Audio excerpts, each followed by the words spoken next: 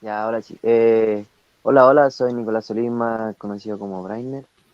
Llevo alrededor de 4 años en el voluntariado de lo que es Tregua La Pintana.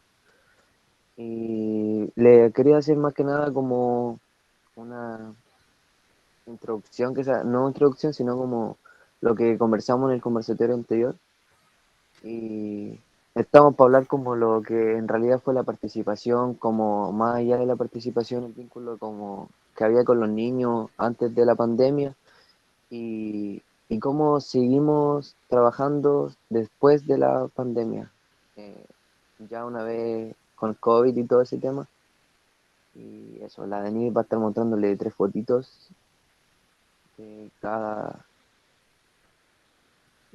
por ejemplo, de Fundación Huellas Medellín, de Tregua y de Fundación Gesta y La Serena, creo.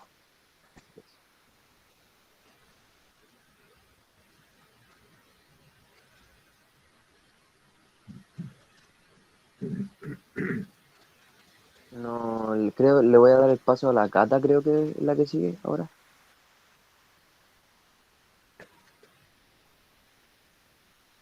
Creo que le toca a mi compañera. Yo soy la que termina, así que dale Ah, nomás.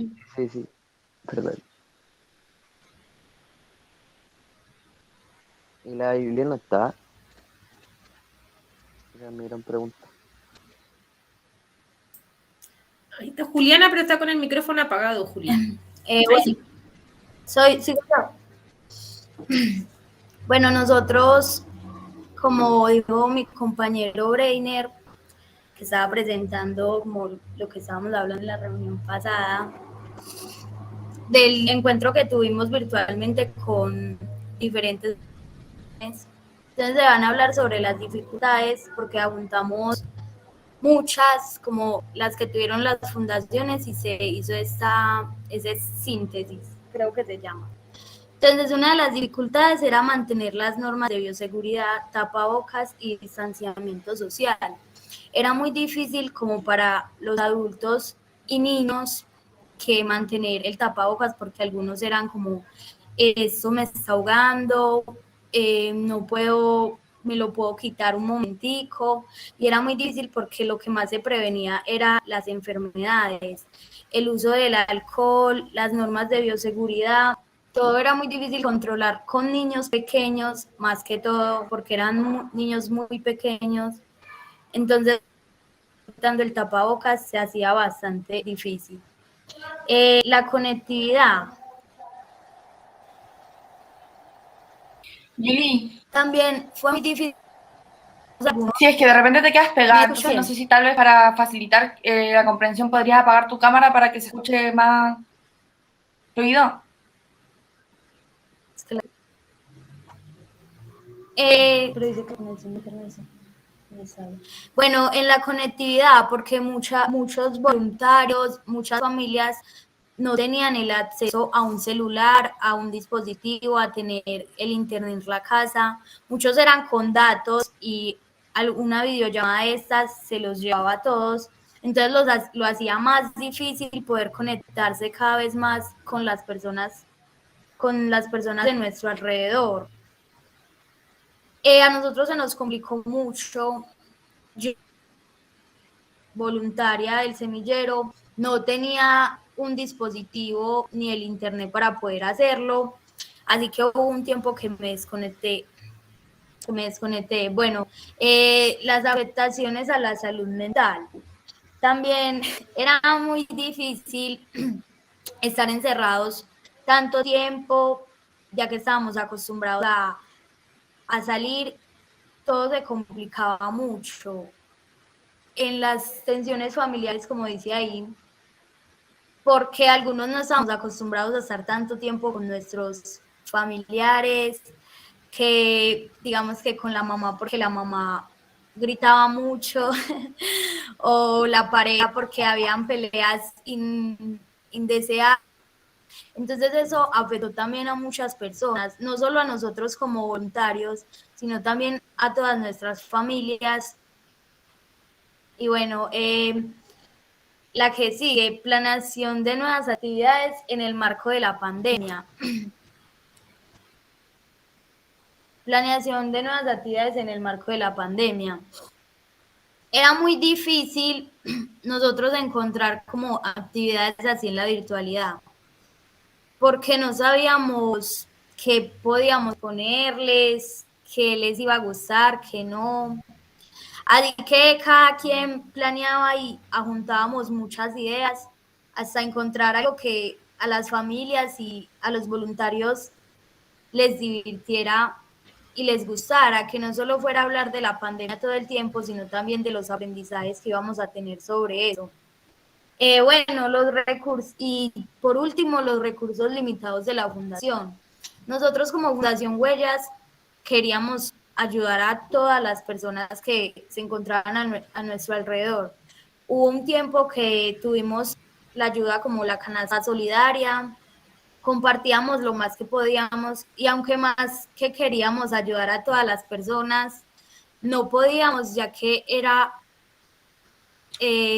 muy escasos recursos los que se tenían, pero a pesar de todo, bueno, estuvo muy bien. Y seguimos con los aprendizajes, porque no todo es malo. También aprendimos mucho, por ejemplo, las nuevas formas de aprovechar el acceso al Internet. Porque nosotros acá, como en la fundación, encontramos una página que se llama Kahoot, donde se hacían unos juegos con algunos practicantes y era muy chévere porque aprendíamos sobre preguntas que no conocíamos y era muy bueno, muchas páginas se encontraban ahí, todo era muy chévere. Nosotros antes solo pensábamos que las videollamadas eran solo por Facebook y encontramos Google Meet y muchas aplicaciones que no conocíamos. Bueno, la empatía, conocer y entender las realidades de otras personas y valorar el trabajo voluntario. Para nosotros, antes de ayudar a alguien, tenemos que pensar cómo a ellos les está yendo. Nosotros, como somos voluntarios, nosotros vemos a las personas con otros ojos. Ay. Bueno, explorar nuevas metodologías de trabajo. Nosotros encontrábamos muchas. Uy, no, sorry.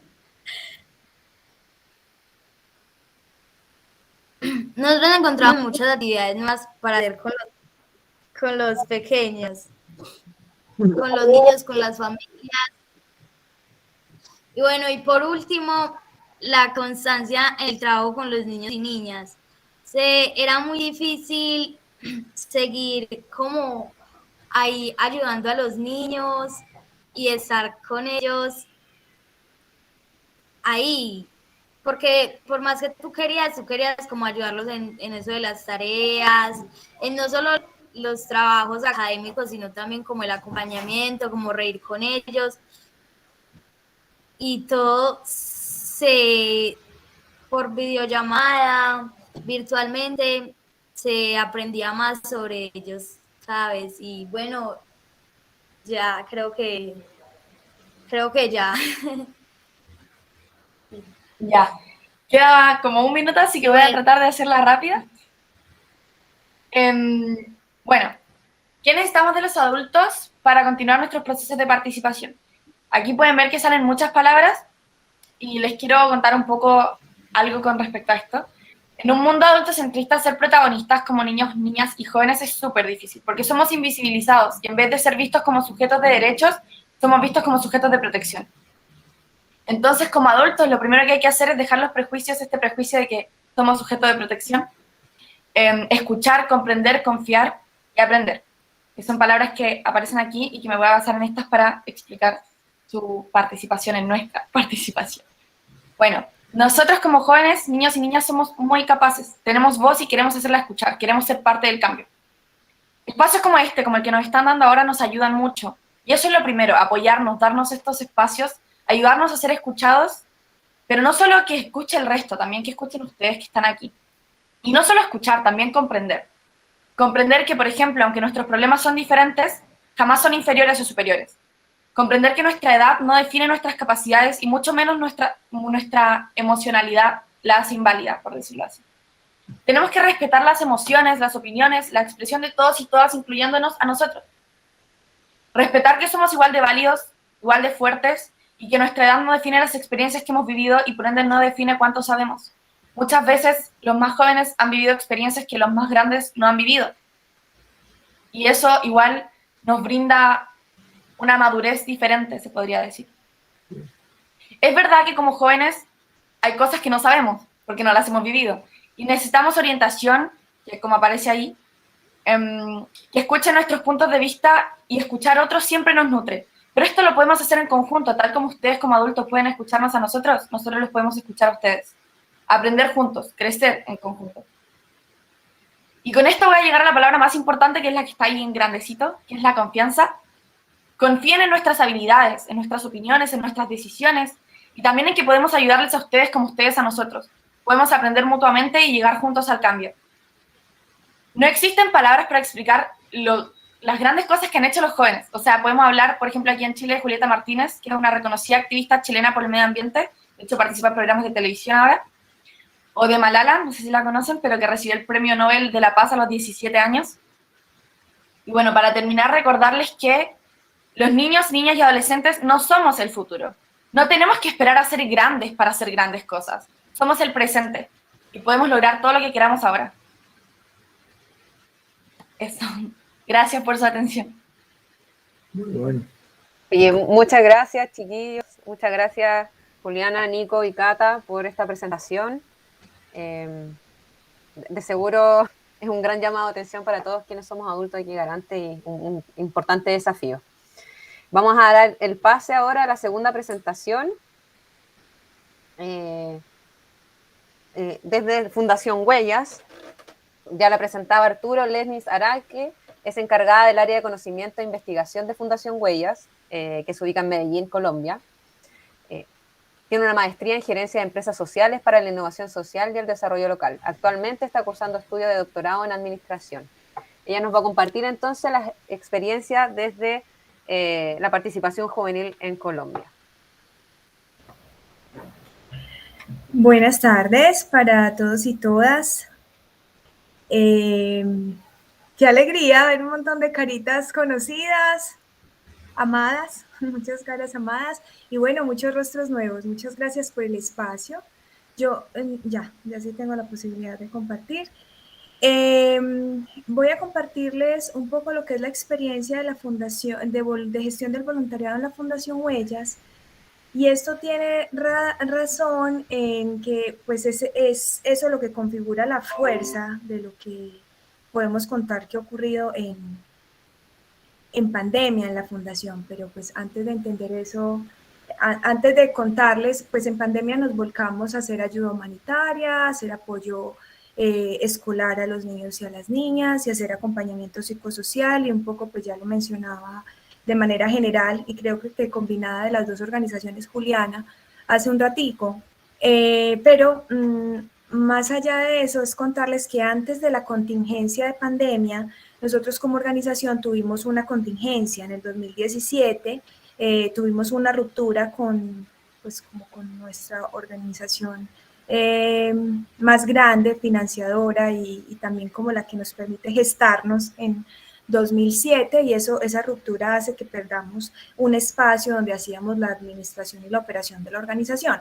Y a esa ruptura, a ese dolorcito en el alma, además se le sumó una situación de violencia en uno de los territorios donde la fundación hace presencia, que arrancó con hostigamiento por el grupo al margen de la ley que opera en ese territorio. y luego terminó en un intento de extorsión y como no funcionó, pues en un desplazamiento forzado. Y eso hizo que nosotros perdiéramos la segunda sede. Es decir, en el mismo año perdimos la sede, perdimos la relación con nuestra organización papá, más o menos. Nos quedamos sin sede, sin alimentos, sin dinero. Para poner en contexto, la fundación quedó con $2 más o menos para cerrar ese año. Y en el 2018, luego de esa etapa de contingencia de 2017, es el grupo de voluntarios y voluntarias el que dice, pero es que la organización no son las sedes, la organización no es el dinero, la organización somos nosotros. Y vamos a sacarla adelante. Eso fue lo que pasó con el grupo en ese momento. Entonces los voluntarios y las voluntarias empiezan a ofrecer sus casas, ahí empezamos a reunirnos y volcamos todo el trabajo a las calles, a las casetas comunitarias y pues a otros espacios. Incluso las mismas mamás que participaban en los proyectos nos prestaban sus casas para reunirnos con los niños y las niñas. Y además de eso, pues gestión de proyectos de cooperación y otro relacionamiento interinstitucional saca a flote la organización. Pero es la iniciativa de los voluntarios y las voluntarias la que hace que la organización pues no cese en ese momento, en medio de las circunstancias que cualquier otra organización pudo haberse liquidado en medio de esas condiciones. Pensando en eso, en lo que pasó, en ese desenlace, en ese renacer del 2018, entonces nos preguntamos por qué era lo que movía la fuerza del voluntariado en la Fundación Huellas y nos encontramos que es que desde que inició la experiencia de voluntariado han pasado cosas que no habíamos hecho como conscientes de algún modo y que hace que en los tiempos de contingencia, como fue 2017, 2018 y que ahora ha sido en época de pandemia, hace que la organización pues, sea sostenible y adaptable en el tiempo a las contingencias. Entonces, esto es porque de algún modo no lo habíamos hecho consciente, pero de algún modo es la forma como creemos que los jóvenes participan en la dinámica de la organización.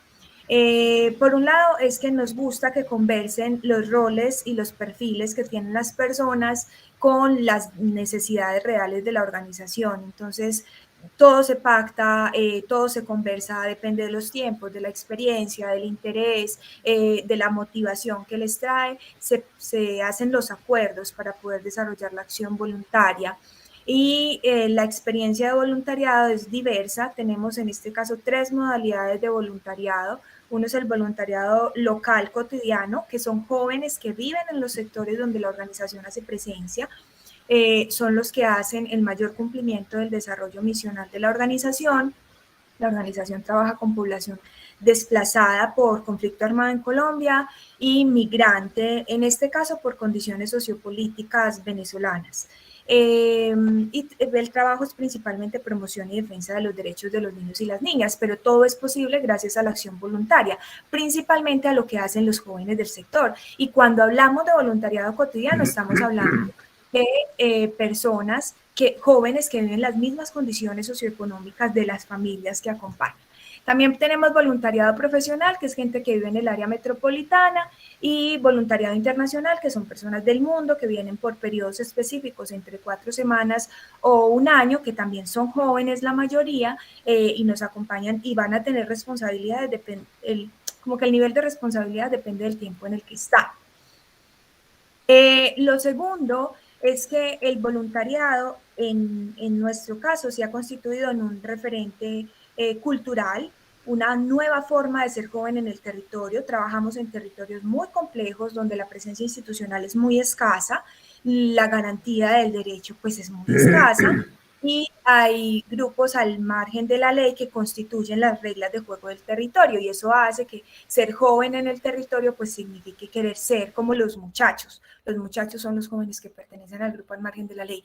En el caso del voluntariado es como un referente opuesto que dice, no, yo puedo soñar, yo puedo hacer otras cosas, yo puedo estudiar, y lo hacemos a través de lo que hemos llamado semillar el voluntariado, que son las mismas acciones, y esto dio origen a una propuesta como la del semillero de voluntariado, a la que pertenece Juliana en el 2018, en medio del resurgir. Este grupo de jóvenes que ven en la foto, que tenían 13, 14 años en ese momento, dicen, es que nosotros queremos ser voluntarios. Y el voluntariado cotidiano en la fundación empieza a los 17 años. Y en una de las conversaciones decíamos, falta mucho tiempo y es un tiempo muy arriesgado como para que ellos no asuman la participación como voluntarios, porque ellos lo que planteaban era que ellos y ellas planteaban que ya eran muy grandes para participar de los servicios y la oferta de la organización. Entonces, escuchando como su demanda, nace el semillero de voluntariado en el 2018.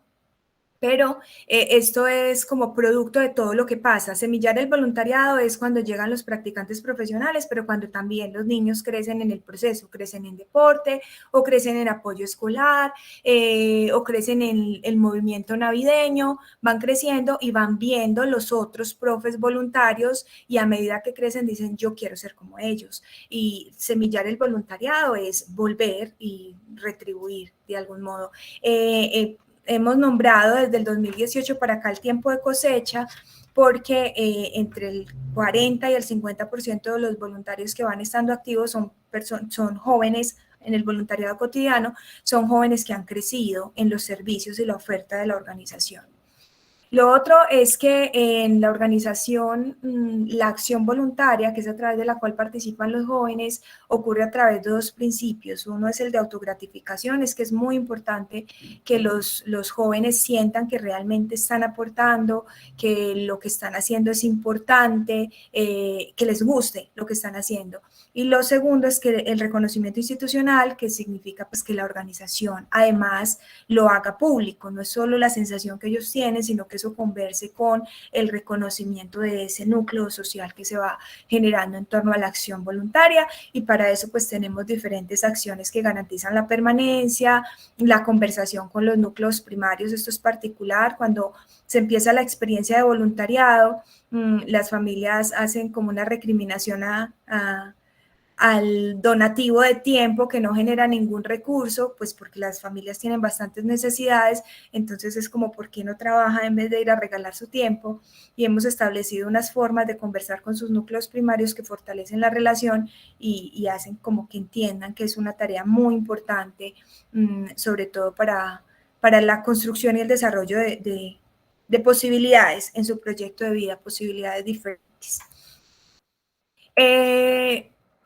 Tenemos un trabajo importante de diferenciación entre el blindaje jurídico y la construcción emocional del voluntariado. El blindaje jurídico pues básicamente nos ayuda a diferenciar la relación de una relación laboral en el marco jurídico colombiano. Entonces hay un documento donde es el convenio de acciones voluntarias, pero es más importante cuando ellos anuncian por qué quieren vivir la experiencia de voluntariado. Eso se llama la carta de deseo. Esa carta de deseo se lee cada año, donde ellos dicen pues qué quieren hacer y permite ver cómo evoluciona el proceso en ellos y cómo ellos pues además aportan a la organización. Eso está constituido dentro de lo que hemos denominado el protocolo de ingreso. Y finalmente es que el aporte de los voluntarios a la organización equivale al 50% de la operación general de la organización en dinero. Cuando se contabilizó las horas de voluntariado, pues es el 50%. Es decir, la gestión de una organización social ya es suficientemente demandante, y de no tener la acción voluntaria realmente significaría que la gestión tendría que ser doble. Y esto hace que en momentos de crisis, como la que vivimos en el 2018 y como la que vivimos en pandemia, pues sea posible salir a flote, porque es la fuerza del voluntariado soportando la situación. Este fue el grupo con el que terminamos en el 2000, con el que arrancamos en el 2019, es decir, ya había pasado todo el año de resurgir. Acá ya estaba activo el semillero de voluntariado, que es donde entra la experiencia de participación adolescente en nuestra organización. Y con este grupo además arrancamos el 2020. Teníamos en ese momento 7 voluntarios internacionales y el 16 de marzo acá nos enviaron al confinamiento.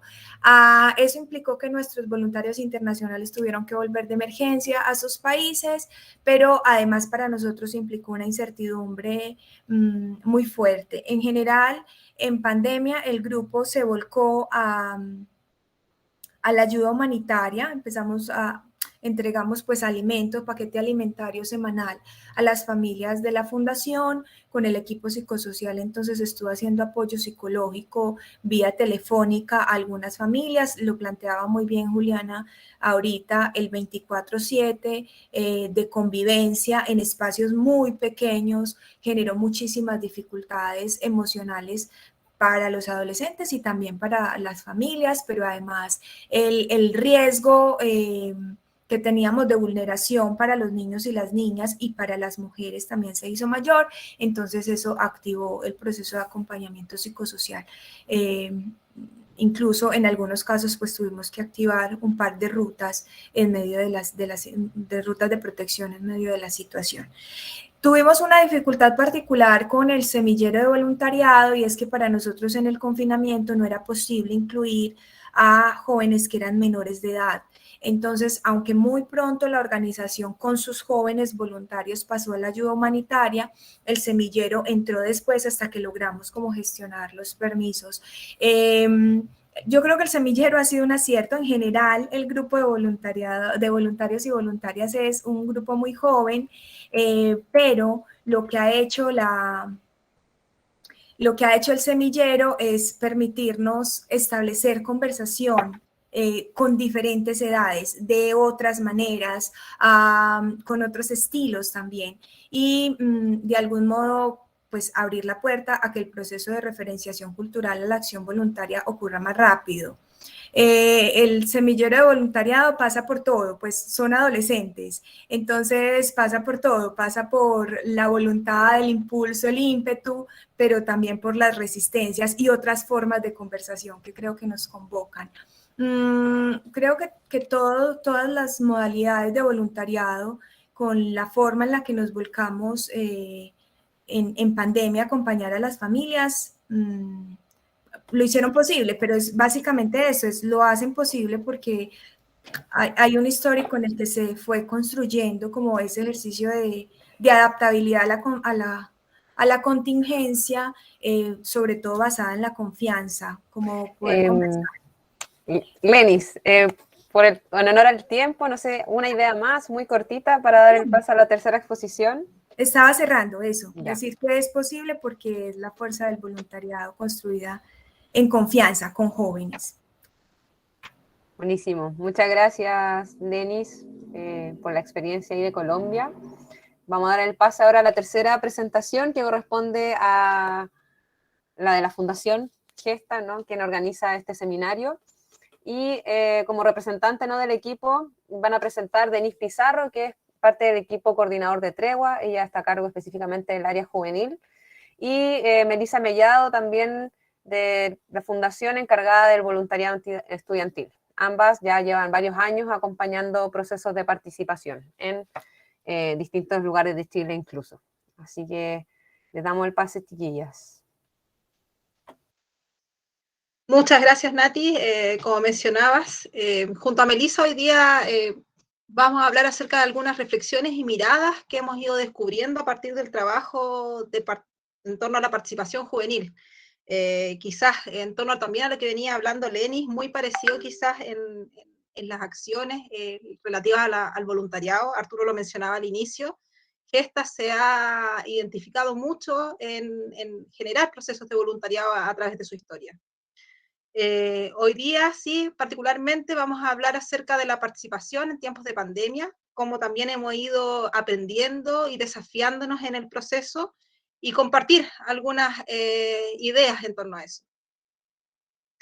para partir, creemos que era necesario no perder de vista aquellas recomendaciones desde el Comité de los Derechos del Niño y de la Juventud del año 2009, en torno a los elementos necesarios para que la participación sea significativa. Y que, ¿por qué lo consideramos importante mencionar? Porque son las bases de mucho de lo que hacemos hoy día en la Fundación, en los distintos programas de acompañamiento juvenil y también del territorio. Cosas importantes y necesarias y que tenemos que relevar también a partir de lo que decía la Catalina en delante en su llamado a los adultos. La participación tiene que ser voluntaria, tiene que haber información, tiene que ser inclusiva, tiene que haber respeto en las relaciones que se generan entre los jóvenes, los niños, las niñas y los adolescentes. Nosotros como adultos garantes tenemos que ser capaces de ofrecer ambientes seguros, amigables, en que los jóvenes se sientan cómodos para poder participar. Además, estos adultos, o sea, nosotros, nosotras, tenemos que ser capaces, tenemos que tener habilidades, tenemos que tener conocimientos para poder acompañar estos procesos.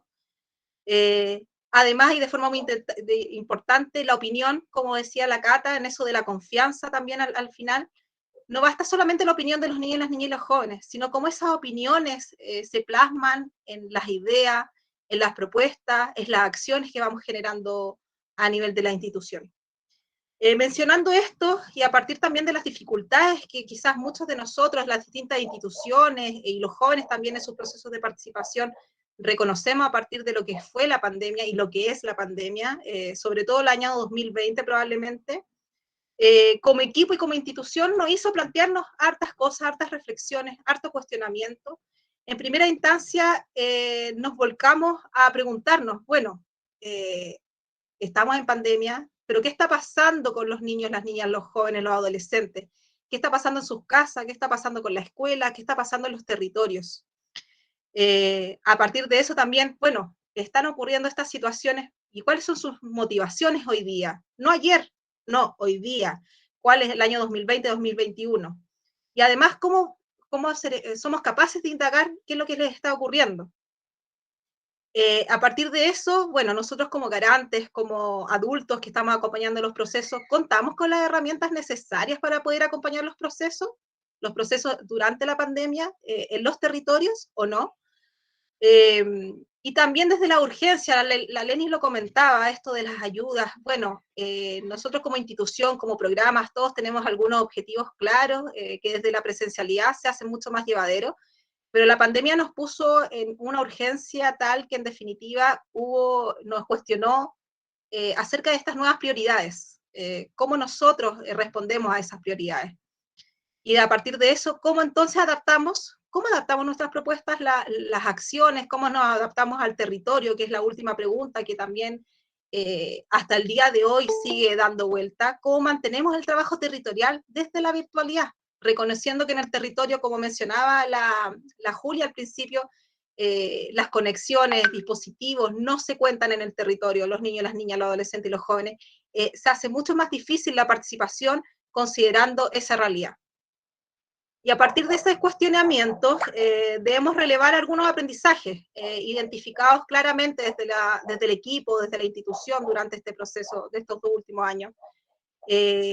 Hemos sido capaces como institución de mantener la reflexión constante, del análisis de lo que está pasando, de las acciones que estamos haciendo o lo que no estamos haciendo. Finalmente, en sintonía, es necesario mantener la sintonía en el contexto de los jóvenes, de los niños y las niñas, de los territorios.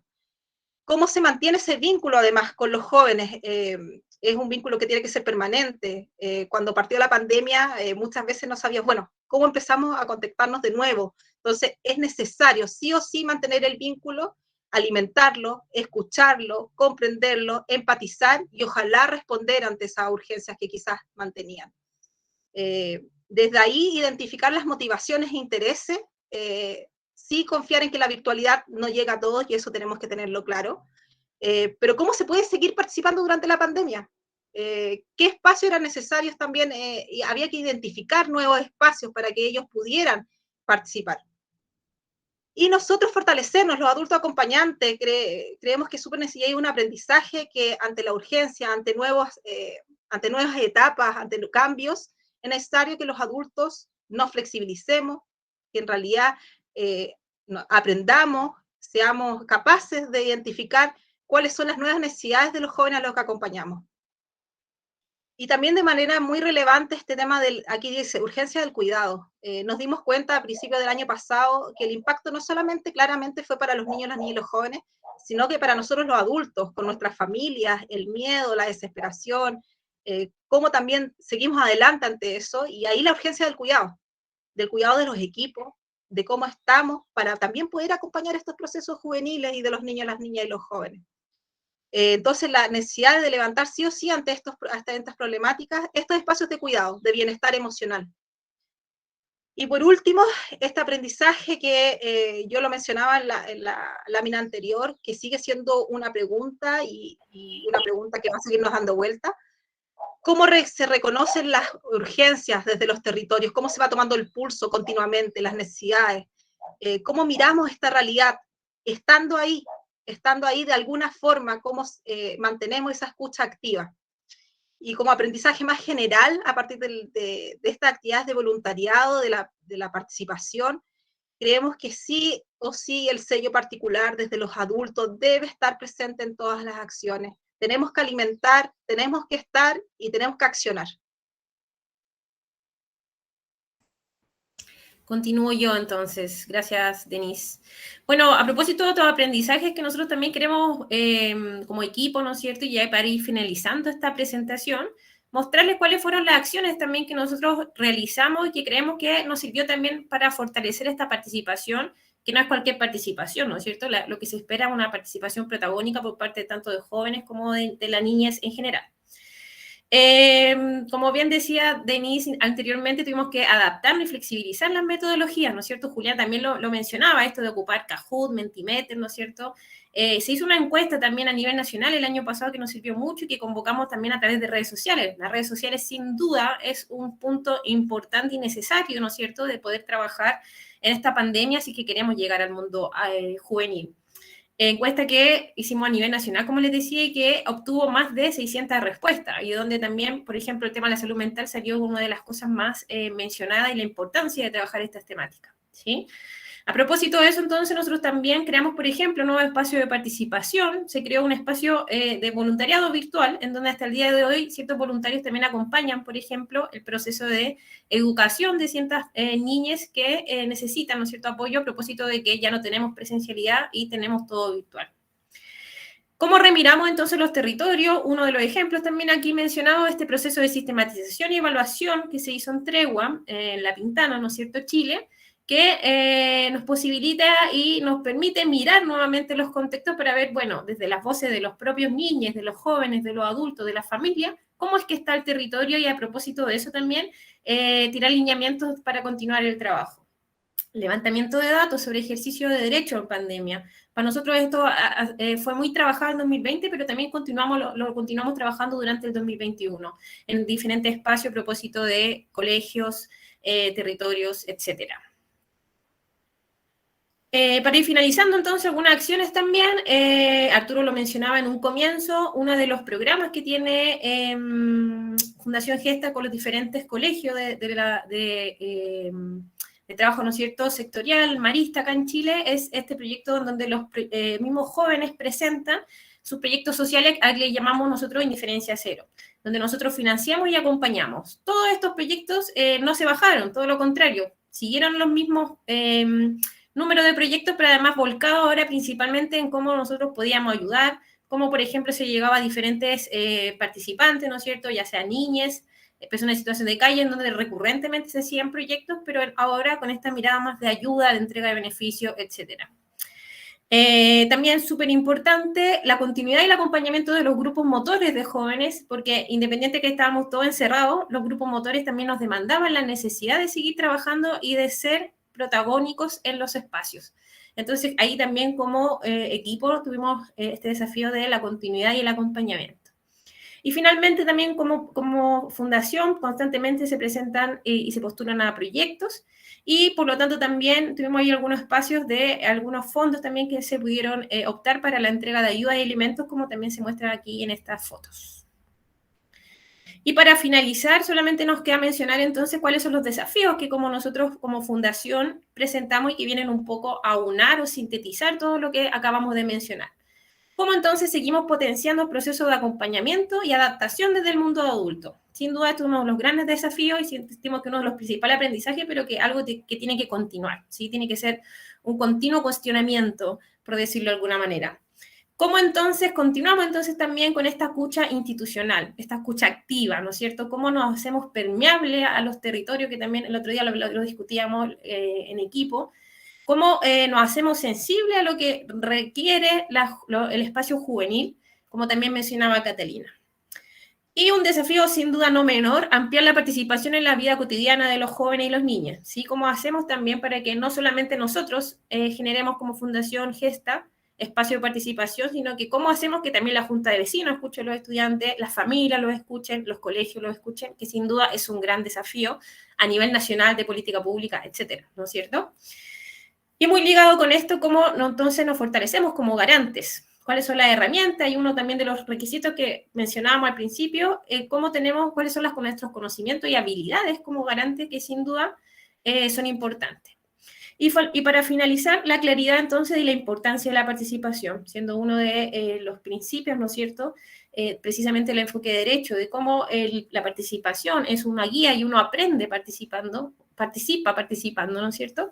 Aseguramos estos espacios en donde no solamente se releve la información, la opinión, sino que ojalá la toma de decisiones y ojalá también, ¿por qué no?, el que los jóvenes sean capaces de organizarse, de generar colectivo y que puedan entonces ser el presente, como muy bien mencionaba Catalina, y no el futuro. Así que muchos desafíos que nos quedan a nivel nacional y con eso también vamos finalizando.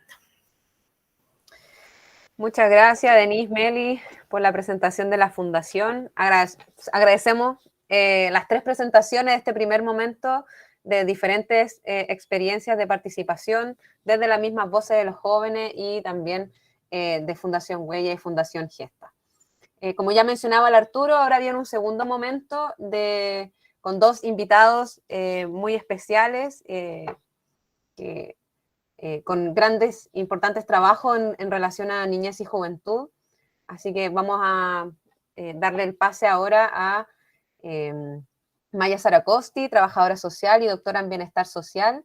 Ella es directora de la Cátedra UNESCO Niñez y Juventud, Educación y Sociedad. Y además, bueno, ha trabajado en varias investigaciones que abordan diferentes temas, como es la protección social de la niñez, adolescencia, participación de la familia en la educación, el vínculo comunidad-escuela, entre otros varios. Así que le agradecemos a Maya, es una de nuestras invitadas, fue una de las primeras en confirmar, así que nada, agradecerles por su presencia y por compartir el conocimiento y la experiencia en estos temas. Bueno, primero que nada, buenas tardes a todos, a todas y a todos. De verdad que un gusto estar con ustedes. Yo vengo del mundo académico, por tanto, cada vez que tengo la posibilidad y el privilegio de participar en este tipo de actividades, me voy llena de conocimiento nuevo, de ese saber, de esa sabiduría más práctica, ¿cierto?, que surge desde los territorios, así que agradezco mucho la invitación. Ustedes me dieron una tarea re difícil, porque era escuchar lo que iba a pasar y darles algunos comentarios. Así que yo tengo presentación y cosas, pero no voy a presentar nada de mi trabajo, sino que voy a, de alguna manera, tratar de retroalimentar en función a lo que yo vi. No quiero olvidarme, antes de entrar en materia, de felicitar a Gesta, a la Fundación Gesta. Leí por ahí que estaban de cumpleaños, de aniversario. Entonces los felicito y les mando un abrazo afectuoso y felicitaciones por el trabajo que han hecho. A ver, ustedes mismos ya plantearon varios de los desafíos, ¿cierto? Los expertos y las expertas, en primer lugar, son los niños, niñas y jóvenes.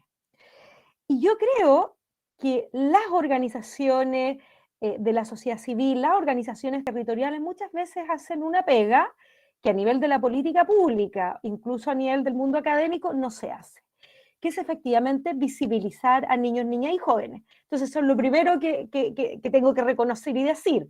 Esto de comenzar esta actividad con la presentación de niñas, niñas y jóvenes nos permite, o sea, ustedes están, de hecho, haciendo la tarea de visibilización.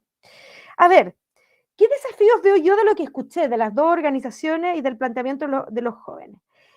La relevancia de los procesos de acompañamiento del mundo adulto como garantes de derechos. Y ahí yo diría, esto no es los adultos versus los niños, es la relevancia de avanzar hacia aproximaciones intergeneracionales, ¿cierto? En donde lo que vamos a tener que mirar es cuál es el rol que asumimos los adultos en este cuento. Yo, Maya Saracosti, soy académica, he aprendido mucho de la niñez, pero no soy experta en niñez. Sí soy experta en poder facilitar procesos de investigación con niñez, por ejemplo. Entonces, creo que ahí hay un elemento interesante.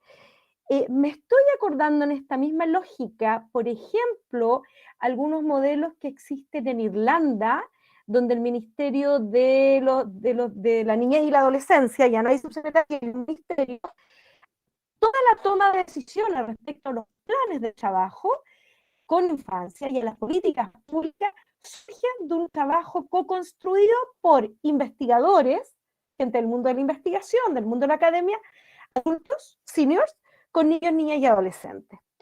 Por tanto, el poder levantar y recoger y sistematizar las experiencias que ustedes han tenido me parecen de todo relevante. Hay otro ejemplo en esta misma línea, que es bien bonito, que he escuchado aquí en la función de ella, me parece, con el tema del voluntariado, del semillero voluntariado, y me acordaba de otra experiencia que está en la Universidad de Berkeley, que ellos han logrado impulsar la generación de conocimiento y de investigación liderada por adolescentes. Y una de las investigaciones que hay generado dice relación con el tema del voluntariado. Entonces, me acordé, lo escuché, me acordaba. Hay un segundo aspecto que me parece realmente importante en esta misma línea de querer compartir. Es el siguiente, alguien ahí tiraba una pregunta que ¿estamos con herramientas?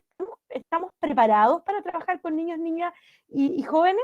Yo diría, le agregaría esa pregunta, ¿estamos preparados para compartir poder con niños, niñas y jóvenes? Porque el supuesto es que si yo quiero promover espacios de participación, además de participación efectiva, ¿cierto? Que necesita escucharlos. Ese es uno de los artículos que se llama la Convención Internacional de los Derechos de la Niñez, el derecho a ser oído. No se limita a escucharlo, sino que implica la participación efectiva, en donde yo puedo incidir en la decisión en todos los aspectos que les competen a su vida. Yo lo que pregunto es más difícil, chiquillas, que los adultos, ¿estamos preparados para compartir poder? Yo estoy segura que, de acuerdo a la experiencia que acá, ustedes sí generan vínculos de confianza, que me parece que es lo básico para poder trabajar en esta lógica intergeneracional, pero no lo sé. La pregunta es para ustedes. ¿Sabemos compartir poder de verdad que permita generar participación efectiva? Bueno, lo dejo ahí.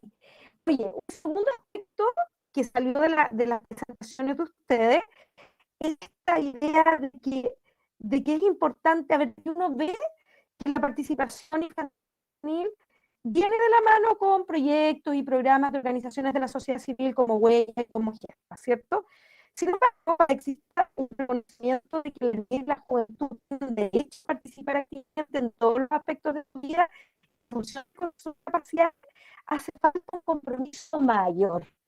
Y eso es lo que ustedes decían y lo relacionaban con la posibilidad de abordar todas las áreas que afectan la vida de niños, niñas y adolescentes, las familias, los colegios, los barrios, las comunidades, los municipios. El ámbito político, en Chile estamos en medio de un proceso histórico, ¿cierto?, para los amigos de otros países latinoamericanos, que es la construcción de una nueva constitución política. Los que no pueden no estar son niños, niñas y adolescentes.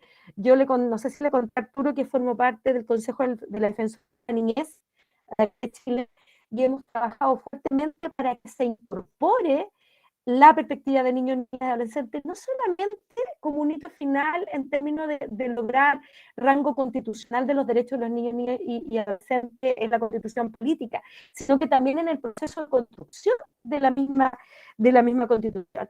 Y ahí yo creo que es interesante plantear lo siguiente. Hay muchos estudios, perdón que hable desde la investigación, pero bueno, soy profe. Hay muchos estudios que muestran que dejar participar a los niños, niñas y jóvenes en los distintos ámbitos de la vida tiene impactos positivos en su desarrollo.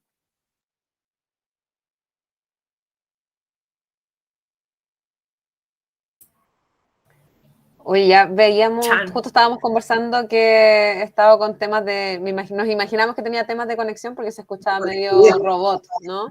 Así que vamos a esperar un par de minutos, quizás definitivamente se le fue la señal. Sí, venía a lo mejor, Sí, así pasa es. lo mejor, ¿verdad?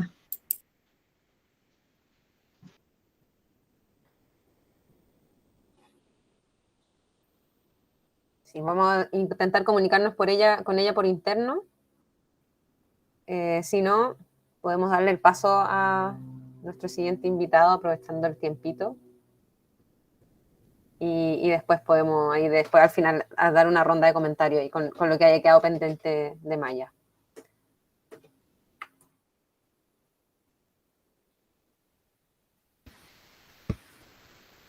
¿Cómo es la cuestión? Le damos nomás, ¿no? Ya. Ustedes Sí, digan. sí. Démosle nomás entonces. Recuperamos a Maya en un ratito más. Bien, pues nuestro último invitado de hoy, no por eso menos importante, Alejandro Kusianovic, ya estaba por ahí, profesor de políticas sociales, de promoción de la infancia y de psicología educativa, es un referente internacional sobre el tema del protagonismo político de la infancia y adolescencia. Promueve ya hace bastante tiempo y acompaña una de las primeras organizaciones autónomas en manos de los propios niños y niñas y adolescentes trabajadores. Autor de diversos libros, entre los que se destaca el ensayo sobre la pedagogía de la ternura. Y aprovechamos de saludarlo porque ayer estaba de cumpleaños, así que... Ya ves, ya me dijiste viejo. No, solamente celebrando su vida, nada más. Así que le damos el paso. Gracias. Bienvenido, Muchas agradecidas gracias. también por que A ver. estés acá. Gracias. Un torrente de ideas han soltado ustedes a partir de las experiencias. Formidable, yo diría. Entonces, no es tan fácil poner de relieve algunas de las cosas que han salido en las distintas intervenciones. Mi pregunta es la siguiente, y es lo que ha dicho la compañera que acaba de participar como académica, muy bien lo dijo. La pandemia nos invita a repensar qué pacto social otro necesitamos para que la participación no aparezca como algo extraordinario, como algo concedido. O eso que decía, estamos dispuestos a tocar este tema que es de carácter político, en el sentido que toca cómo es la justicia distributiva del poder en nuestra sociedad. Y sociedad quiere decir en la casa, en la familia, quiere decir en la comuna, en el barrio donde uno se mueve, quiere decir en la escuela donde uno está. Entonces, esta pregunta me parece a mí fundamental. El proyecto social de la modernidad que hemos heredado, que fue la primera modernidad, fue genial en cierto sentido, más o menos yo diría. ¿Por qué? Todo ser humano, todo miembro de la especie Homo sapiens y Homo locumba, demens, goza de todos los derechos. Oigan, para acá hay una trampa, goza de todos los derechos. ¿Saben lo que quiere decir goza? Se lo lleva consigo, pero no los puede ejercer. Y aquí colocaron a las mujeres, gozan de derechos porque son humanas, ¿es cierto? Pero no me ejercen todos sus derechos. Eso lo vamos a normar. 2, los pueblos indígenas, si son humanos, gozan de todos los derechos. Pero como son parte de los atrasados en el desarrollo, será para la próxima, ¿no es cierto? Y 3, los menores de edad. Y ha habido una de ustedes que ha planteado el tema de la edad cronológica como un criterio junto con el género y junto con el criterio étnico-cultural de la moratoria social en el ejercicio de derechos. Esto es muy importante, porque lo que están haciendo ustedes en las 3 experiencias que se han presentado, a mí me parece es justamente salir al encuentro, que no vas a la declaración de que tengo derechos, sino yo quiero saber y quiero decir cómo los quiero también ejercer dentro de un marco de convivialidad con otros, por supuesto. Y ahí me parece que la pandemia, este es para mí un trabajo formidable de parte de los voluntarios, de todos los voluntarios, en particular los que viven en el barrio cotidianamente. ¿Decía? ¿Cuál es?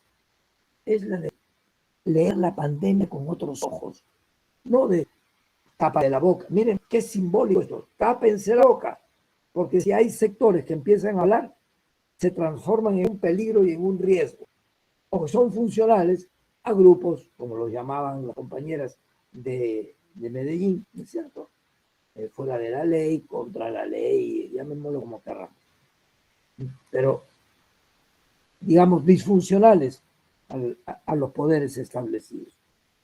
Y esto tiene que ver con el elemento fundamental de que lo que está en juego, tápate la boca, apártate, mantén la distancia social, eso tiene una fuerza simbólica, no solo para defenderse del virus, para defenderse del virus de quienes nos imponen un tipo de pacto social que favorece a las multinacionales en general, a los grandes grupos de poder y a ese, ¿cuánto? 6% de la población mundial que acapara más de la mitad de la riqueza mundial producida. Entonces, aquí mi pregunta es la siguiente, como lo dijeron ustedes, ¿estamos ante una agonía en el sentido más popular de la palabra agonía? Cuando decimos, ese fulano está agonizando, ya está por morirse. La palabra agonía no quiere decir que me estoy muriendo. La palabra agonía es la lucha en contra de cualquier forma de muerte y a favor, afirmando la vida. Es lo que están haciendo ustedes con esto del voluntariado, con el trabajo que tienen en los barrios. A mí me parece fundamental. No estamos en la agonía, sino que estamos luchando en contra de las formas de muerte que también tienen causales en cómo consideramos la vida en general los pueblos. Entonces, o estamos en un proceso de metamorfosis. La categoría metamorfosis es distinta. Cuando yo estaba de alumno en el colegio Champañá, aquí en Lima, el hermano nos hizo ir a buscar unos gusanos de seda. Y cada uno teníamos una cajita con el gusanito ahí. Y le dábamos de comer. Y le poníamos sus hojas para que coman, etc. Y un día dice, ¿y cómo va? Dice, no, ya no se le ve al gusano. Ha salido como una nube que lo está protegiendo. Hasta que se formó un cascarón en el cual no lo veíamos más. Y un día, ¡plum!, salió una mariposa. Qué lindo. Y eso se me quedó. Estoy hablando del año 44 por si las moscas. Entonces, nosotros estamos en un proceso de metamorfosis gracias a esta parte. Lo que están haciendo ustedes en sus barrios, con los muchachos, con los niños. No he oído hablar mucho de familia. Podríamos discutirlo. No hemos oído hablar mucho de escuela. Pero sí me parece importante lo de territorio que han planteado. Estamos en un proceso de metamorfosis. Y la metamorfosis, ¿qué de lo anterior, de lo que ustedes han trabajado antes de la pandemia? No hay que perderlo. Pero ¿qué novedad sale de acá? ¿Y qué cosas hay que decir? Esto no va más, porque estamos cambiando no solo el territorio, sino cómo leemos y cómo actuamos y qué buscamos para tejer esa otra vida con colores lindos, ¿no? La mariposa y el gusano, bueno, La mariposa tiene otro encanto, para así decirlo. Pero viene del gusano, ¿eh? Entonces, me parecía importantísimo que nos preguntemos, ¿somos trabajadores en un proceso de metamorfosis de la vida? No que decimos borrón y cuenta nueva, nada de lo anterior sirve. No, no nos entenderíamos en las relaciones intergeneracionales. Como para decirle, ¿cuántos años tiene? 80, 85, algunos estamos más arriba. Bueno, pero ese es tu modo de pensar en tu época. Ahora es otra cosa. Un ratito. ¿Con qué me quedo? ¿Y qué nuevo puede dar vida a nuevas formas de hacer las cosas? Yo admiro en lo que ustedes han planteado una cuestión que me parece fundamental. No podemos perder nada ni a nadie. Ese es nuestro proyecto. Que nadie se nos pierda. Porque si lo logramos entusiasmar para que se organicen, para que sean voluntarios, para que piensen en qué hacemos en el territorio, la pandemia no puede desinflar la pasión. Entonces, me parece genial. Aunque ya no hay plata, es verdad, $2 decía que le quedaban a la organización con esta pandemia. Bueno, pero no sean amilanados, porque no queremos perder a nadie. Lo que ha costado enganchar a gente para un proyecto positivo, un proyecto de vida, un proyecto de florecimiento, ¿no es cierto? La pandemia no nos puede borrar este tipo de cosas. Por eso, mantenerse, llamarlos por teléfono, como por celular, por videollamada. Miren, yo tengo una pregunta, fíjense. Yo trabajo fundamentalmente con adolescentes, jóvenes y niños y niñas del mundo del trabajo. Oigan, ¿ustedes han tenido oportunidad de escuchar que se hayan reunido los niños a quienes hicieron marchar por las calles en contra de otros niños y niñas porque eran trabajadores o campesinos o urbanos? ¿Dónde están? ¿Dónde está el movimiento mundial por la erradicación de los niños trabajadores? ¿Dónde están?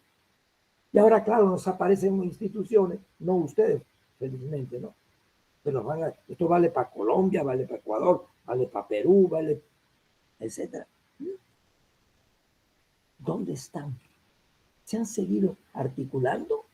¿O es un mundo adulto de los que manejan ese tipo de cuestiones? Yo lo digo porque la pandemia nos está destapando las grandes fortalezas, pero también las graves debilidades de ciertos discursos oficiales sobre que los niños deben participar, que los niños son sujetos de derechos. Miren ustedes, antes de la convención,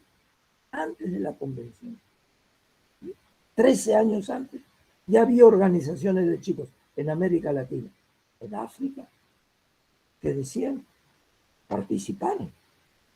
Sí, pero un ratito. Ustedes no nos van a decir en qué consiste la participación. Nosotros tenemos nuestra manera de entender la participación. Y nos sale claro la convención, y se dice un gran paso adelante, sí, en relación a lo anterior.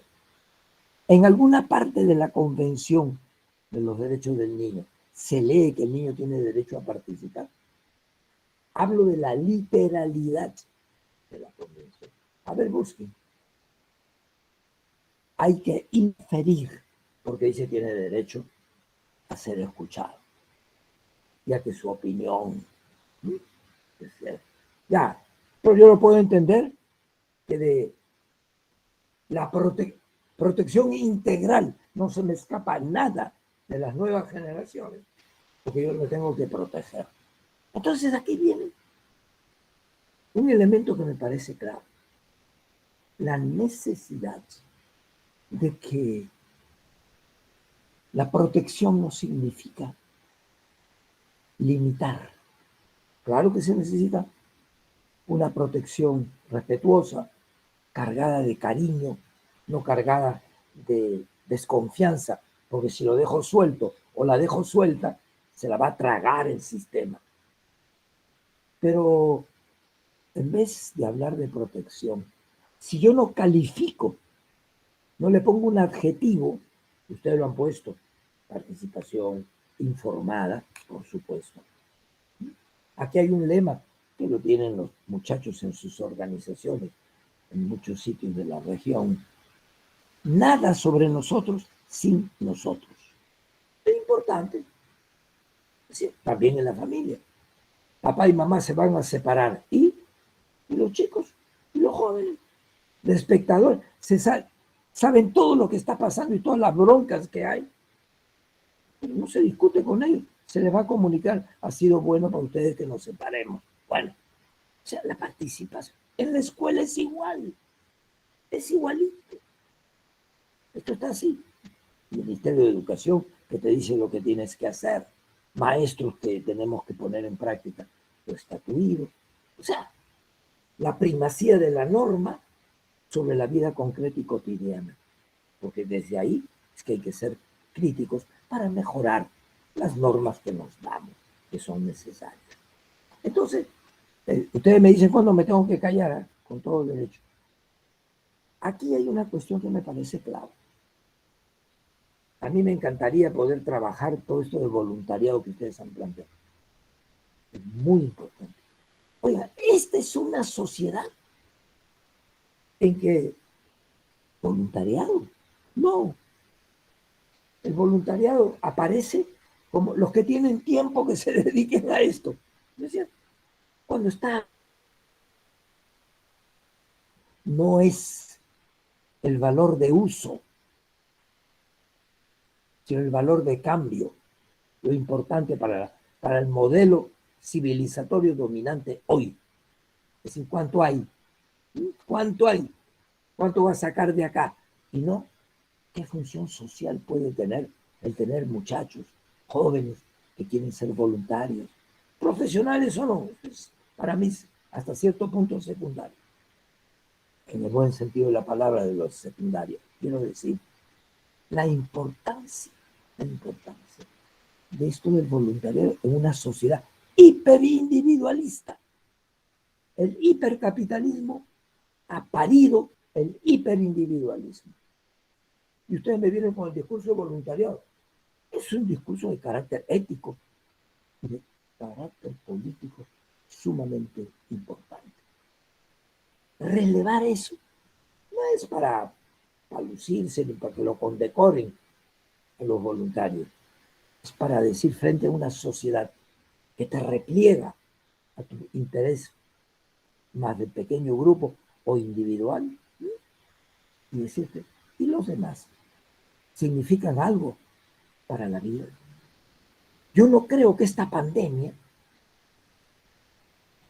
signifique solo una crisis de carácter sanitario. Lo es. Si me quedo ahí, tengo una parte de la realidad considerada. ¿Qué es una crisis económica? Sí.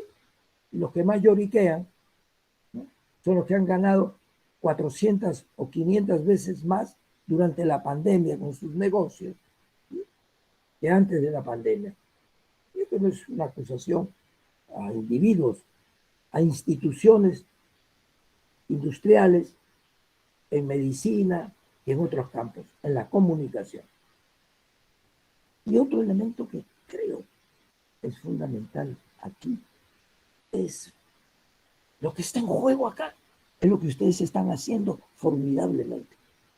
Lo que está en juego es qué tipo de humanidad le queremos dejar a la generación que viene detrás. Esto es clave. Este es un tema de humanidad. Por supuesto que eso se expresa en algo que también señalaron uno de los grupos que me pareció muy bueno. Esta es una crisis de humanidad y la humanidad somos cuerpos. Todo esto del cuidado no es cuidadito. No. Cuidado quiere decir cómo cultivo, cómo acompaño para que florezca una humanidad distinta. Ustedes mirando la humanidad, la gente quiere comer hoy. Ya, pero somos cuerpos espirituales y espíritus materiales. ¿Cómo articulamos esto? En este trabajo formidable que ustedes han planteado, ¿no? Lo del cuidado lo del territorio, pero también en uno de los grupos presentaron, necesitamos una reflexión permanente. Claro que sí, porque lo que ustedes están planteando es una manera distinta de pensar la vida.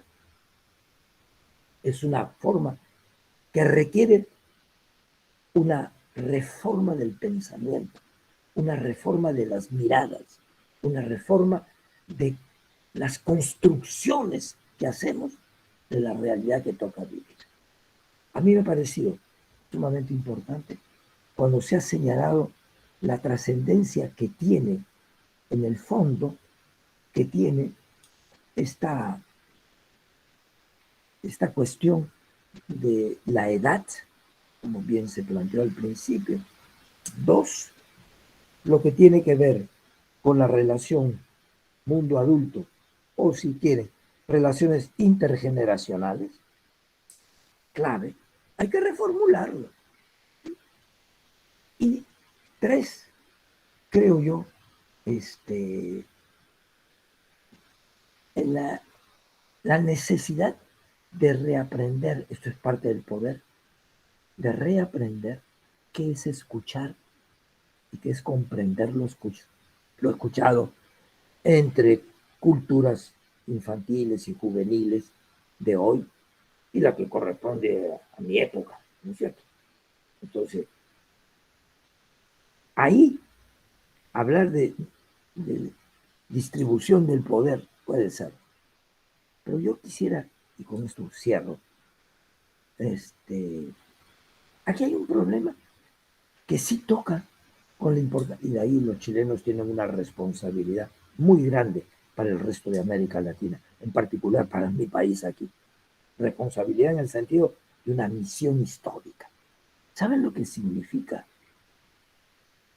un cambio de constitución que no responda más a los 10 mandamientos del Consenso de Washington del neoliberalismo? Entonces la pregunta es, ¿con qué me quedo del anterior? Si hay de quedarse. ¿Qué es lo que hay que transformar? Lo que quiero decir es, somos democracias constitucionales sin mayor cultura democrática.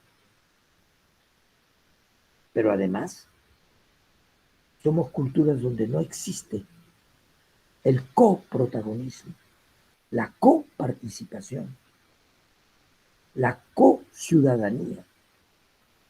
Y métanles todos los co que quieran. Lo que quiero decir es, ¿hasta cuándo te va a decir ciudadano a partir de los 18 años, como se dice en este país? No, pero la Convención dice que todos somos ciudadanos, que tenemos derechos. Gozas de los derechos, pero ojo, yo te voy a decir cómo lo vas a ejercer. Esto creo que es un punto. ¿Por qué? Podemos hablar de democracias codecisivas. ¿A qué nivel está? ¿Para qué sirve la opinión? Lo que llama Pierre Bourdieu, lo llama la doxa, ¿no? Es una opinión, es una opinión. Bueno, pero son opiniones que de alguna manera tienen peso social, ético, político, claro. Entonces, podemos caminar hacia una democracia codeliberativas, como las hay en algunas comunidades, como las hay en algún lugar, en donde los niños, los adolescentes tienen derecho no solamente a opinar, esto lo dice el Comité de Ginebra, además, en el primer borrador de lo que es el informe general sobre el artículo 12 de la Convención, tienen derecho a que su opinión, a cualquier nivel de los gobiernos, sea tomada en cuenta y después decirle a las organizaciones de niños para qué y por qué sirvió o no la opinión que dieron. Esto es muy importante. Eso no quedó en el comentario aprobado finalmente. Estoy hablando del borrador, para que vean que esto es una pelea que no tiene término de un día para otro. Colorín colorado, que llego hasta ahí. porque la compañera debe estar esperando para... Gracias, Alejandro. Muchas gracias por compartir todas estas reflexiones. Alejandro. Sí. Darle el paso a Maya. No sé Sí, ¿te escuchas? Sí, no, mira, oye, ya quedan 3 minutos para terminar, pero lamento mucho que se haya cortado el internet. Son las brechas, ¿cierto? Son las brechas tecnológicas a las cuales todos nos hemos enfrentado. Y yo creo que ahí hay un elemento bien interesante también, porque los chiquillos en su análisis hablaban de las posibilidades que te da el internet, pero yo diría la tecnología debiese ponerse a disposición de la participación de niños, niñas y jóvenes y no a abultar más aún la brecha de desigualdad que esta pandemia ha dejado visibilizada. Mira, yo o sea, de verdad me alegro de haberme sumado de nuevo para haber escuchado a Alejandro, para haberlo conocido. Como no tenemos mucho tiempo, tal vez solamente agarrarme de algunas cositas, bueno, ya lo dije, la relevancia de multiplicar los espacios de participación, el reconocimiento de cómo ustedes, las organizaciones de base territoriales, efectivamente visibilizan a los niños, niñas y jóvenes mucho más que las autoridades instaladas en la política pública, mucho más que la institucionalidad, comilla, pública o más formal, y eso se agradece. Como eso además se plasma en participación efectiva, ¿cierto? Cuya base uno puede entender que es el derecho a ser oído, pero hay otras formas de participar, y creo que lo más importante es preguntarle a las niñas, a las distintas niñeces, cómo quieren participar. Alejandro habló hace un rato del proceso constituyente, que es un hito político, histórico de extrema relevancia para Chile y me imagino que también para otros países de Latinoamérica.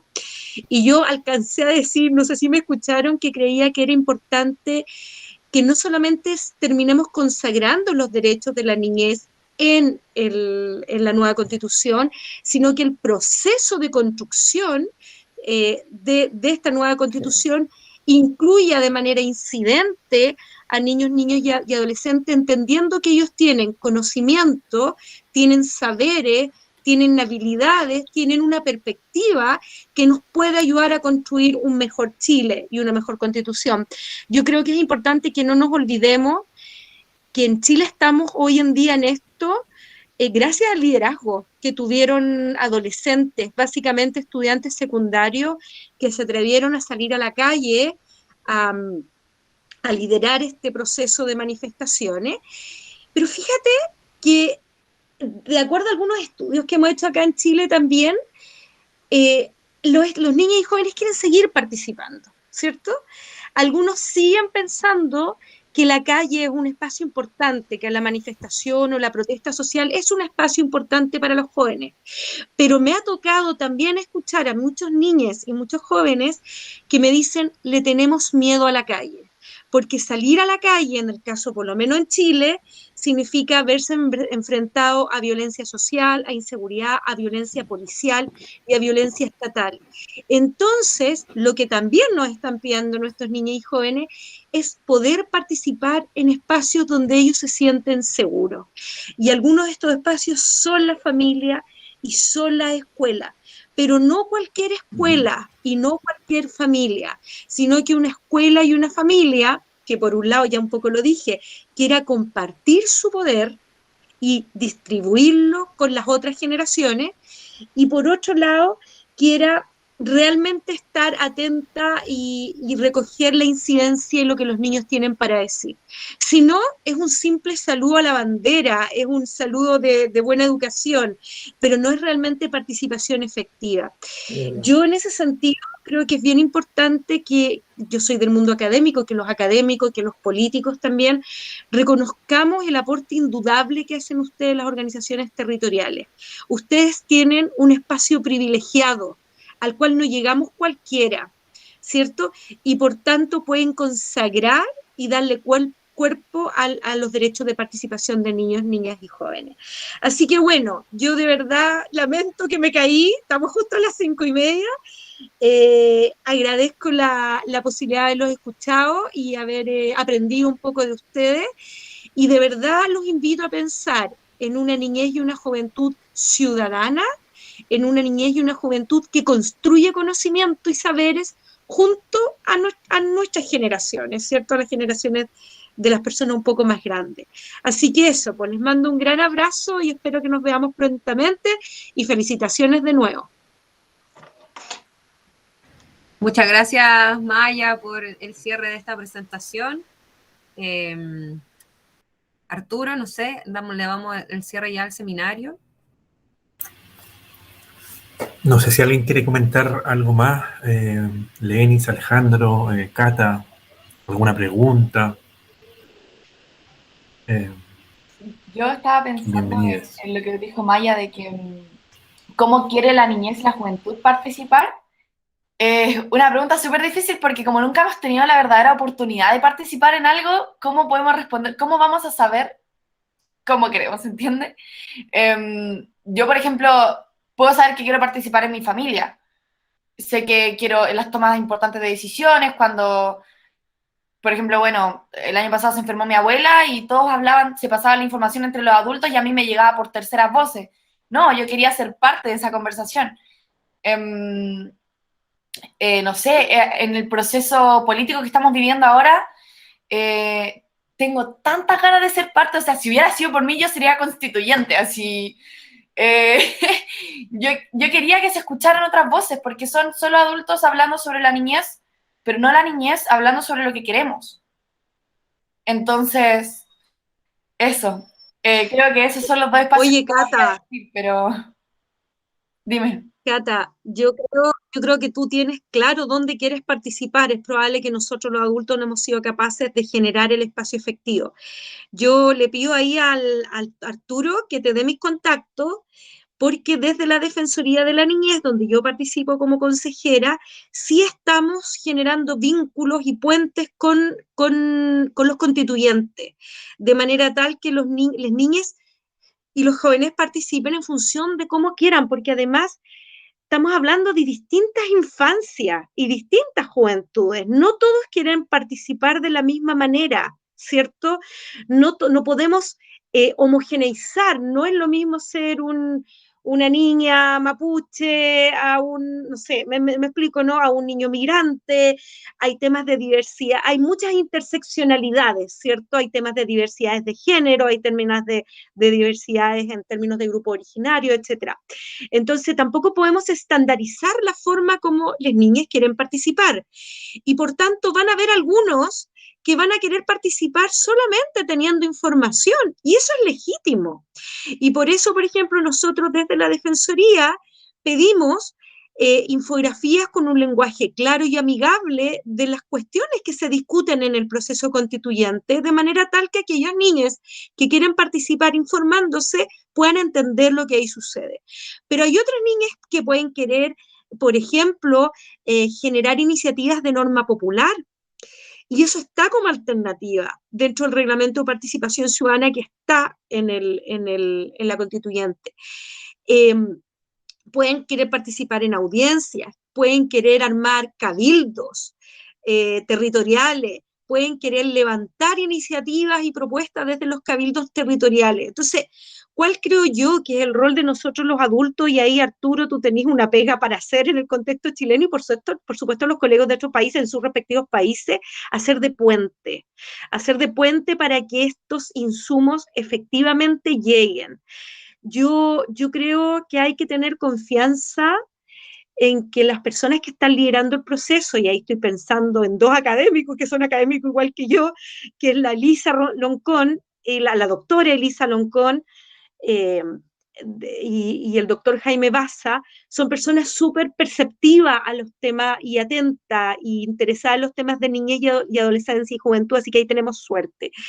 Ahora, yo te dejo ahí la puerta abierta para que sigamos conversando y veamos cómo las niñas vinculados a las organizaciones que están acá quieren participar, quieren hacer llegar sus iniciativas. ¿Ya?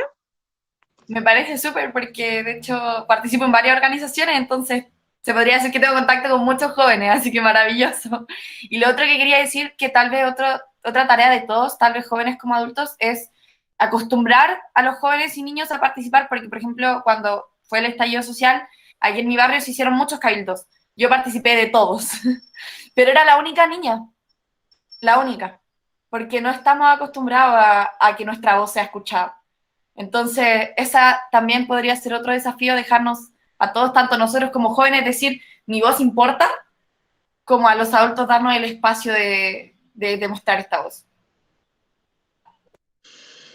Bueno, yo creo que todos estamos aprendiendo a participar, ¿ah? Nosotros, los que somos más grandes, somos hijos de la dictadura en Chile también, para qué decir las dictaduras de otros países latinoamericanos, y por tanto estamos aprendiendo a participar. Piensa tú que hasta hace un tiempo todo el mundo decía, la gente no quiere votar, o los jóvenes no quieren votar en las elecciones. Y probablemente no queríamos votar, o los jóvenes, los más jóvenes no querían votar porque sentían que no, que realmente no estaban incidiendo en la generación de cambios posibles y viables. Entonces yo te diría, mi impresión es que ahora se abrió un espacio. Ahora, la escuela tiene harto que hacer en ese ámbito, pero la escuela de la pedagogía social, por la escuela de, por ahí creo que hay alguien de Brasil, de Paulo Freire, ¿cierto? Que considera el espacio educativo como un espacio democrático, en donde además tú aprendes a ser ciudadano. Así que probablemente ahí vamos a tener una tarea súper concreta en las institucionalidades propias en las cuales participan los niños. Ya, oye, yo no hablo más porque me tiré al final y me estoy agarrando el micrófono. Estoy de mi celular, ¿eh? Porque no hubo caso con el computador. Oye, gracias a la Cata y Maya. Lenis había levantado la mano, así que te damos la palabra. Gracias. Es que a propósito de esta última reflexión, pensaba como que lo que tenemos que hacer es un camino. Tal vez ahora no encontremos un estado ideal de la participación de la adolescencia y de las adolescencias y las juventudes, pero estamos haciendo camino. Yo vi esta semana en la publicación de cumpleaños de Gesta una foto de Arturo y Denise jóvenes, o sea, de ayer nomás. Y pensaba como, claro, es que tuvieron espacios de participación que ahora le habilitan el camino a otros jóvenes para que hagan la participación y esos nuevos jóvenes van a abrir el camino para los otros jóvenes. Es como que un ejercicio de construir en el tiempo. Qué alegría poder celebrar estos 24 años, pero es que estos 24 años lo que están diciendo es, bueno, estamos haciendo camino para que otros y otras puedan participar y tal vez después puedan encontrar otras formas de ubicar su voz y su incidencia en estos espacios. Entonces, me da mucha alegría, es decir, yo no podría contar lo que contamos ahora de voluntariado si no hubiese tenido en mi juventud espacios donde pude hablar, donde pude incidir, o seguramente los chicos del semillero de voluntariado no serían ahora voluntarios si no hubiesen encontrado un entorno protector donde su voz hubiese sido válida. Es como que es un ejercicio de ir encajando el camino y a mí me da mucha alegría poder hacer parte de este momento histórico, pues de hacer el camino. Gracias, Lenis. Vamos finalizando, ¿no? Cerrando en honor al tiempo. Te doy el pase, Arturo. Sí, muchos desafíos, no por querer ser políticamente correcto, así como pero veo más el camino que queda por construir que lo que hemos hecho. Y nada, creo que con Alejandro habíamos coincidido acá en Santiago, por ahí en el centro, en un espacio en que nos contaba esto de los procesos de empoderamiento de los niños trabajadores en Perú. Y de estos procesos que toman 10, 15, 20 años en el fondo, y fue muy, muy potente para mí en ese momento escucharlo, y que efectivamente son procesos largos que van a contracorriente de lo que las políticas públicas dicen en esto, como del pitch que estaba de moda últimamente a propósito del candidato Boric, y de cómo de alguna forma las soluciones el sistema las quiere en 3 meses, en 8 meses, en un año, y bueno, y vamos demostrando y vamos viendo cómo se producen los cambios. Intentamos, dada la posibilidad que tenemos de no ir tanto en eso, de un regalo poder habernos detenido a principio de año a conversar con las familias, con los jóvenes, allá en el castillo, ver qué les pasaba, cómo había estado el impacto de la pandemia. Fue una experiencia muy rica, en el fondo, y nada, pues creo que siguen habiendo un montón de desafíos, de trabajo que hacer. Me parecía reinteresante lo que mencionaba Maya de estas posibilidades de investigar y construir conocimientos desde la voz de los niños y los jóvenes. Alejandro, bueno, ¿para qué decir? Tengo anotado hartas cosas. Esto de la metamorfosis, un poco del cuidado que tenemos que tener como adultos de estos procesos, de acompañar, de facilitar, de renunciar al poder o compartir el poder, la toma de decisiones.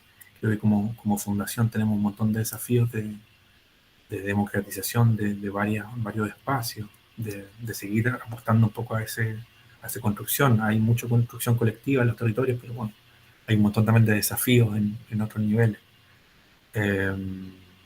Y nada, pues eso, no sé si alguien más quiere compartir alguna reflexión, Alejandro, o alguien más. Viviana tenía levantado, bueno.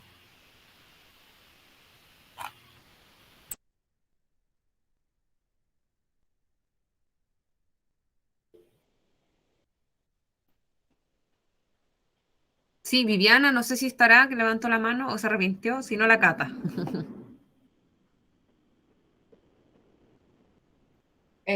Bueno, Dale, Cata.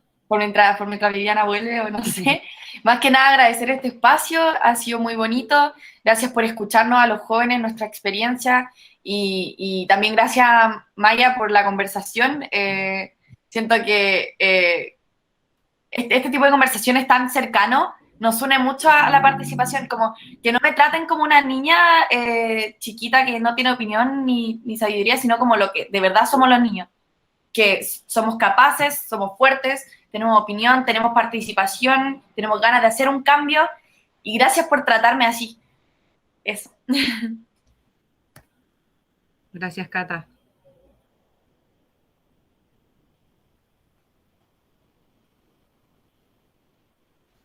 Apareció un comentario que Felipe había levantado la mano, no sé si estará Felipe por ahí.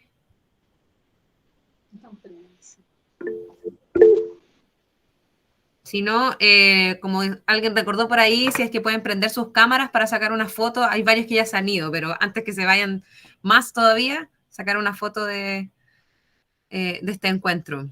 Los que puedan prender sus cámaras por unos segundos para ver ahí sus caritas.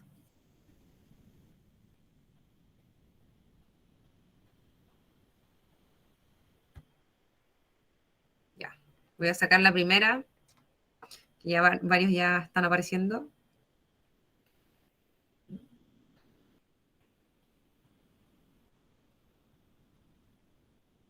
Vamos con otra.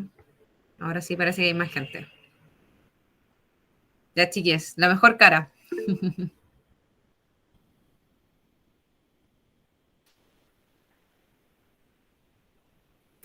Ya, bacán. Muchas gracias.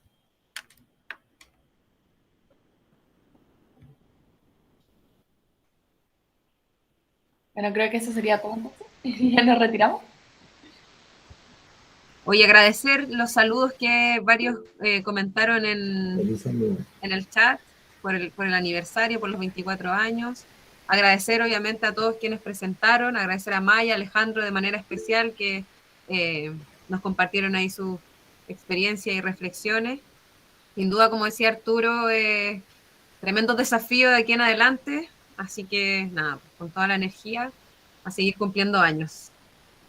Eso, muchas gracias. Y bueno, vamos a estar subiendo de todas maneras la grabación del seminario para quienes no pudieron estar. Ahí ustedes pueden compartir el link cuando esté en YouTube, me imagino, y en cualquiera de las páginas Sí, web. y preguntaban también por el material. Los vamos a mandar a los mails de registro, Las los PPT, presentaciones. y el link después cuando esté el video esté subido. Perfecto. Bien, muchas gracias. Un abrazo. Gracias por el tiempo, por las reflexiones. Gracias. Muchas Nos gracias. vamos encontrando. Un abrazo. Felicidades. Chao. Chao. Bye. Felicidades, Gracias. gracias. Chao. Abrazo. Chao, chao, que les vaya bien. Chao, chao. Chao.